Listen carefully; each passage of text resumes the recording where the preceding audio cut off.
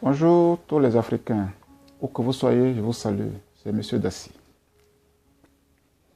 Il est temps que nous réécrivions l'histoire de l'humanité. Parce que l'histoire de l'humanité a été rédigée par les Juifs, par les autres peuples, pour anéantir, pour assujettir, pour humilier la race noire. C'est pourquoi notre génération a le devoir de réviser, de réécrire l'histoire pour donner à chaque peuple, pas seulement au peuple noir, mais à chaque peuple sa place juste dans l'histoire de l'humanité. Le peuple noir est la seule race, le seul peuple qui a connu plus d'injustice, plus de mépris, plus d'humiliation, plus d'assujettissement. C'est le peuple qui a connu plus d'austérité. Il a été le peuple le plus ostracisé de l'univers. Pourquoi? Parce que nous ne voulons pas comprendre que nous sommes les premiers sur la terre. Pourquoi je dis ça? Parce que les maux du moins que le peuple africain connaît aujourd'hui, a connu et connaît aujourd'hui, connaîtra, est lié directement à l'ignorance et à la complicité de nos élites et des traîtres africains qui ont eu, selon eux, la part de lion et a laissé le peuple noir dans l'injustice, dans la pauvreté, accrue. Et nous voyons aujourd'hui, sous le soleil africain, crèvent les Africains alors qu'ils vivent sur des mines d'or, de diamants et de pétrole. Étant donné que la majorité des Africains n'ont pas le pouvoir, la possibilité de changer quoi que ce soit dans leur vie politique et matérielle, cependant, ils ont le choix d'être chrétiens ou bien musulmans ou bien eux-mêmes. Et je vous dis quoi? Je vous dis que être africain et être chrétien ou bien être musulman en étant africain est tout simplement quelque chose d'inacceptable. L'arabe et les musulmans, je suis d'accord. Le juif et les judaïstes, je suis d'accord. L'européen peut-être est musulman ou bien chrétien, je suis d'accord. Mais l'Africain ne peut pas être chrétien ou bien musulman, tout sauf lui-même. Parce que la Chine, le Japon et tous ces peuples qui ont gagné la confiance, qui ont trouvé leur place au sein des pays, des peuples souverains, des puissants du monde, n'ont pas besoin de l'islam, n'ont pas besoin du christianisme pour être où ils sont aujourd'hui. Pourquoi nous demeurons le peuple le plus pauvre du monde, malgré nos richesses, malgré nos sous-sols riches en or, en diamants? C'est parce que nous refusons de comprendre que nous ne sommes pas africains. Nous refusons, nous nions notre peuple, nous nions notre peau, nous nions notre couleur, nous nions qui nous sommes. Pourquoi il dit ça? Parce que si nous amassons dans les églises, si nous agenouillons devant les croix de Jésus, si nous agenouillons dans les mosquées en Afrique, en étant africains, c'est parce que nous nions que nous sommes africains, nous nions que nous sommes noirs. Alors que la race noire, le peuple noir, n'a jamais été musulman, n'a jamais été chrétien. Parce que le christianisme et l'islam sont des égrégores créés par les autres peuples pour contrôler les autres peuples. Le christianisme a été créé il y a 2000 ans par les juifs pour pouvoir contrôler. Ils ont eu à anéantir beaucoup de personnes, ils ont eu à anéantir beaucoup de peuples pour les faire assujettir, pour les obliger à cette religion. La même chose, l'islam. Ça veut dire quoi? Ça veut dire que si nos parents, nos ancêtres étaient obligés, étaient contraints à accepter ces religions, et certains ont au prix de leur vie, ont refusé.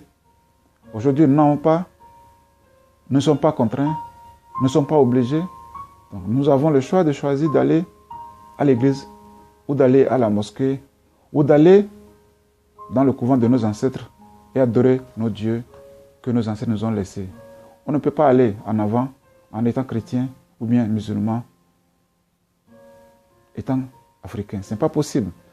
Le CFA, je dis que je préfère le CFA que le christianisme ou bien l'islam. Pourquoi? Parce que ce n'est pas parce que je suis d'accord, j'accepte le franc CFA, mais parce qu'on n'a pas le pouvoir. Moi, tout simplement, je n'ai pas le pouvoir de dire je vais refuser le franc CFA. Parce que ceux-là qui peuvent faire ça, ceux-là qui ont le pouvoir, ceux-là à qui nous avons donné le pouvoir de faire ça, ils ont refusé. Ils ont accepté parce que ça les arrange, ça les avantage. La pauvreté des Africains avantage les élites africaines. La pauvreté des Africains avantage nos élites. C'est pourquoi on ne peut pas changer le CFA, mais on peut quand même cesser d'aller à l'église. On peut quand même cesser d'aller à la mosquée, de revenir à notre culture traditionnelle. Pourquoi je dis ça? Parce que nous constituons le corps physique. Le corps physique et le corps non physique se relient, s'unissent pour créer quelque chose. Nous sommes des dieux, nous sommes des créateurs. Dieu nous a donné toutes les potentialités, les forces pour créer ce que nous voulons. Mais nous ne pouvons pas créer ce que nous voulons parce que nous sommes hors de nous-mêmes. Nous sommes hors de nous-mêmes, nous ne sommes pas nous-mêmes. C'est pourquoi on ne peut rien créer. Et pour créer quelque chose, il faut soit d'abord soi-même. Et tu ne peux pas vivre dans l'opulence, tu ne peux pas vivre dans la joie, tu ne peux pas vivre dans la richesse, dans la liberté, si tu n'es pas toi-même. Et c'est pourquoi, moi, je viens aujourd'hui vous dire quoi? Vous dire que nous pouvons être libres, nous pouvons être riches. Mais il y a une condition. Nous devons revenir à nos ancêtres. Nous devons revenir à notre culture. Je suis d'accord, il y a beaucoup de féticheurs qui nous mentent. Il y a beaucoup de féticheurs qui nous escroquent. Et beaucoup d'Africains préfèrent aller voir les pasteurs, des escrocs pasteurs qui demandent moins que les féticheurs. Je suis d'accord avec vous. Mais nous avons le devoir de combattre et ces pasteurs et ces féticheurs qui ne nous donnent pas le temps d'évoluer. Notre devoir, c'est de vous montrer la voie qui mène chez les ancêtres. La voie qui vous unit à vos ancêtres. C'est pourquoi nous avons pris la décision de créer un égrégore. Parce que le christianisme, c'est un égrégore. L'islam, c'est un égrégore créé par des peuples pour contrôler les autres peuples. Nous, notre égrégore que nous créons maintenant, ce n'est pas pour contrôler qui que ce soit. Notre égrégore, c'est plein d'amour et ça a pour but.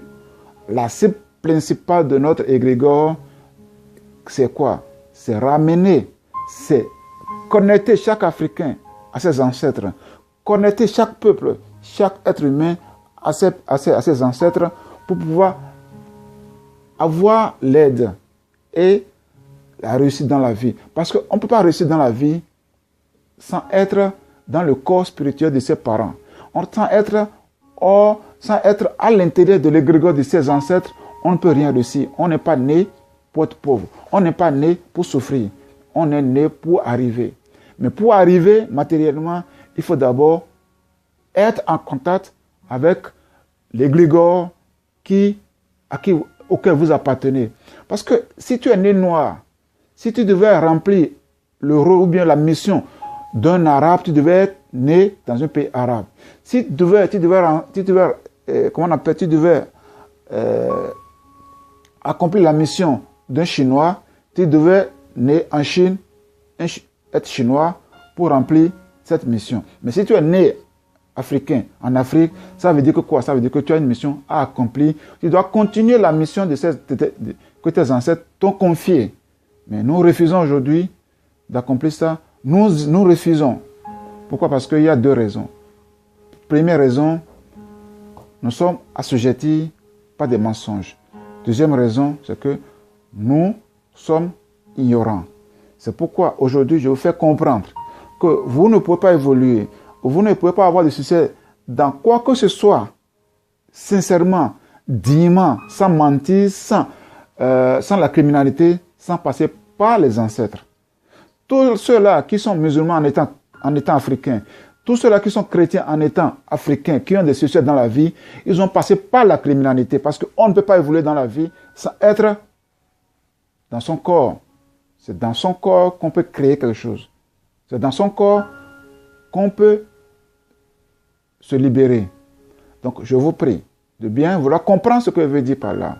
Que nous ne sommes pas là, nous ne voulons pas combattre qui que ce soit. Tu es arabe, tu es musulman, je suis d'accord. Tu es juif, tu es judaïque, je suis d'accord. Mais quand tu es africain, tu es judaïque, je suis contre. Parce que la religion, la spiritualité a un enjeu politique, et économique et communautaire. Si tu es chrétien, tu portes atteinte à notre égrégore. Si tu es musulman, tu portes atteinte à notre égrégore, qui est notre égrégore de l'Afrique. Donc, cessez de salir notre race. Cessez de salir nos ancêtres. Cessez d'insulter, cessez d'injurer nos ancêtres.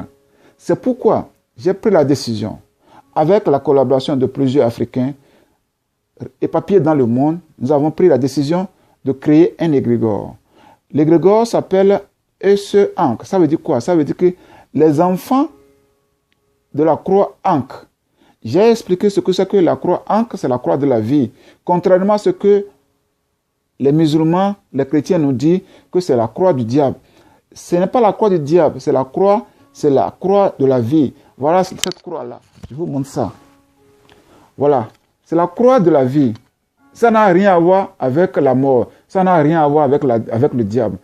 Ici, c'est la partie féminine.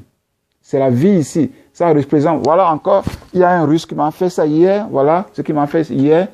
Ici, ça ressemble à quoi? Ça ressemble à l'organe sexuel de la femme. Ici, c'est la femme. C'est l'énergie féminine. Ici, c'est quoi? L'horizontal que je vois ici. C'est l'énergie masculine. C'est l'énergie, c'est l'homme. Est-ce que ce que je vois ici, ce sont les descendants. Le mari rencontre la femme pour créer notre présent. Donc, cette croix, c'est la croix de vie. C'est avec cette croix que Isis a donné la vie à son mari, Osiris, qui a été tué par Seth, le Satan. Donc, je vous dis que cessez de croire que la croix de Ankh, c'est une croix du diable. Donc, nous savons que l'égrégore s'appelle Ankh, les enfants de la croix Ankh. Ça, c'est le support de notre égrégore. Son emblème est composé de 4 couleurs. Rouge qui représente pour nous l'amour. Il y a le vert qui représente l'opulence, la richesse. Il y a le blanc qui représente la sainteté et puis la pureté.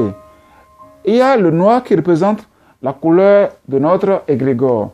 Notre égrégore est né sous la forme d'un agneau noir que j'ai vu sur une colline, la croix de Ankh avec lui. Donc, notre égrégore a pour animal un agneau noir. Maintenant, qu'est-ce que nous devons faire pour intégrer notre égrégore? Il suffit seulement d'accepter de revenir à vos ancêtres. C'est 1. 2. Il suffit de trouver une place dans votre chambre, quelque part chez vous. Vous allez former votre autel. Votre autel, on appelle ça l'autel de la prière. L'autel est constitué d'une petite table. Sur la table, vous mettez un tissu blanc. Sur la table, vous avez les 4 éléments de la représentation de Dieu. C'est quoi? C'est le feu. C'est le feu, ça veut dire c'est la bougie blanche. Chez nous, on appelle Hevioso au Bénin. Nous avons l'eau. L'eau, c'est l'océan.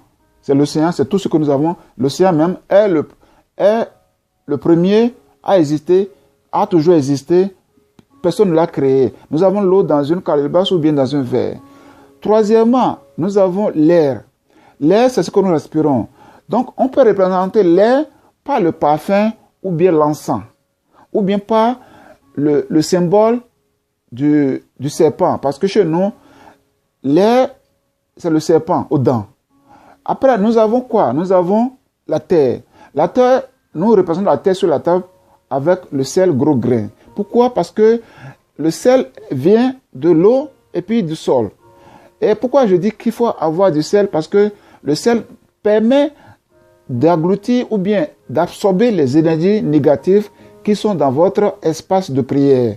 Donc voilà les 4 éléments qu'il faut avoir sur la table.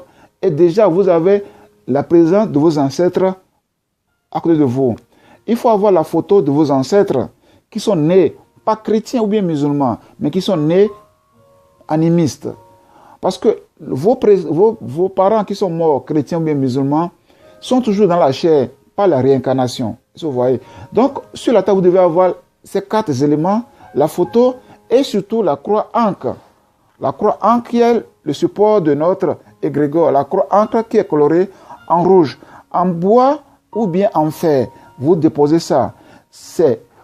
Les gens peuvent dire que c'est de l'idole, les gens peuvent dire que c'est n'importe quoi. Mais c'est le symbole de notre égrégore. Pourquoi les chrétiens s'adorent devant la croix de la souffrance? Pourquoi les musulmans sont, comment on appelle ça, genoux devant le Coran ou bien devant la lune avec l'étoile? Nous, on ne veut pas critiquer, on ne veut pas juger les autres religions, les autres égrégores. Mais nous voulons tout simplement revenir à nos ancêtres, revenir au pas de nos ancêtres, revenir pour être connectés à nos ancêtres, pour évoluer. Regardez comment les Indiens, les Arabes, les Chinois sont dans l'opulence parce qu'ils sont en contact avec leurs ancêtres. Le Chinois ne comprend pas ce qu'on appelle le christianisme. Le Chinois ne comprend pas ce qu'on appelle, l'islam.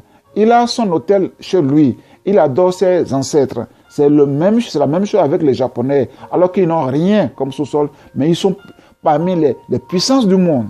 Pourquoi l'Afrique, qui est le berceau de l'humanité, qui a toutes les richesses de sous-sol, mais qui est toujours pauvre? Donc, nous devons penser à ça. Nous devons revenir à nos ancêtres. Voilà à peu près ce qu'il faut faire pour intégrer notre égrégore qui va vous amener à vous connecter avec vos ancêtres. Que Dieu vous bénisse. C'est M. Dassy.